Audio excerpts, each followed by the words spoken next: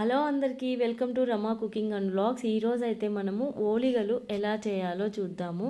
అలాగే ఓలిగల్ని వివిధ ప్రాంతాల్లో వివిధ రకాలుగా పిలుస్తామన్నమాట.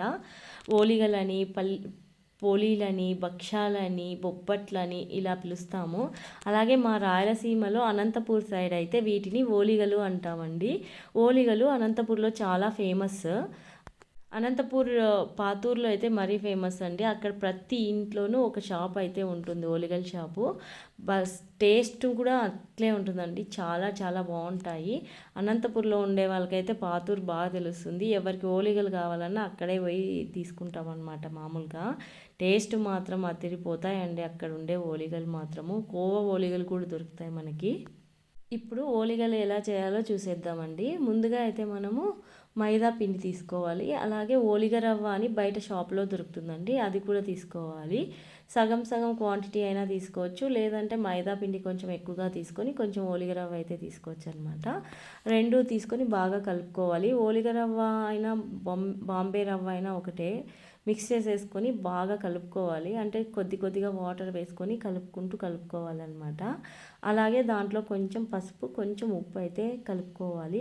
చూసారు కదా, ఈ విధంగా అయితే బాగా బాగా కలుపుకోవాలండి. బాగా మెదుపుకోవాలి, వేళ్ళతో బాగా బాగా మెదుపుకోవాలన్నమాట, ఒత్తుకోవాలి. ఎంతసేపు అయితే మీరు బాగా కలుపుకుంటారో ఓలిగ అనేది అంత సాఫ్ట్గా అయితే వస్తుందన్నమాట.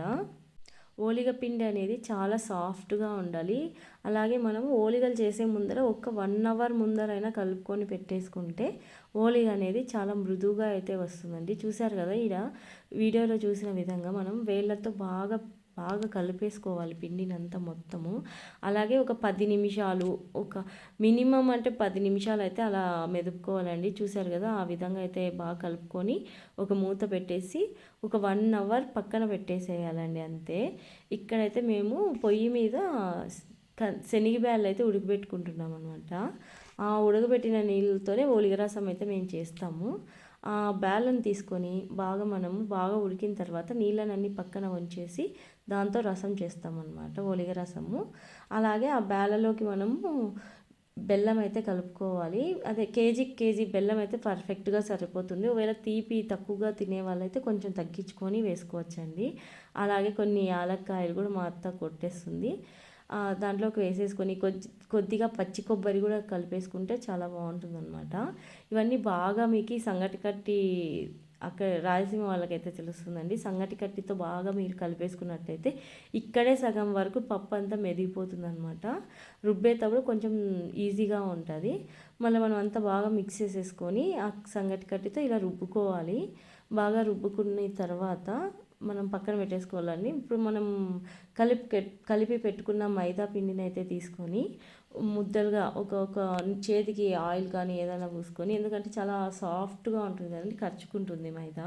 సో అందుకని చేతికి ఆయిల్ కొంచెం పట్టించుకొని ఇలా ఉంటల్లా చేసి పెట్టుకోవాలి పూర్ణం అంతా. అలాగే మనం మైదా పిండి ఉంటను కూడా తీసుకొని అరచేతిలో పెట్టుకొని దాని మధ్యలో పూర్ణం ఉంటలు కూడా పెట్టేసి ఇలా పైకి అనుకుంటూ మా అత్తయ్య చేసిన విధంగా అయితే చేస్తే మనకి కరెక్ట్గా అయితే వస్తుందండి.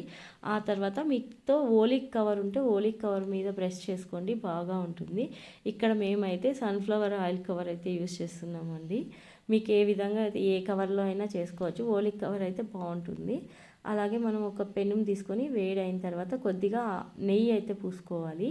నెయ్యో ఆయిల్ మీకు ఏది ఇష్టమైతే అది పూసుకొని ఆ తర్వాత దాని మీద కొద్దిగా ఆయిల్ పూయాలండి. ఆయిల్ పూసిన తర్వాత రెండు వైపులా కరెక్ట్గా కాల్చుకోవాలి. సిమ్లో పెట్టుకొని బాగా కాల్చుకుంటే ఎంతో టేస్టీ అయినా సాఫ్ట్ అయినా ఓలిగ అయితే రెడీ అయిపోతుందండి. చూసారు కదా ఎలా ఉందో. దీన్ని మనకు పాలలో అయినా తినచ్చు, లేదంటే నెయ్యితో అయినా తినచ్చు అనమాట. ఎలా తిన్నా కూడా చాలా సాఫ్ట్గా అయితే ఉంటాయి, చాలా బాగుంటాయి అన్నమాట. మీరు కూడా ట్రై చేసి చెప్పండి ఎలా ఉందో. అంతే అండి. Thank you so much for watching my videos. Please do subscribe my channel, like, share, comment అండి. Thank you.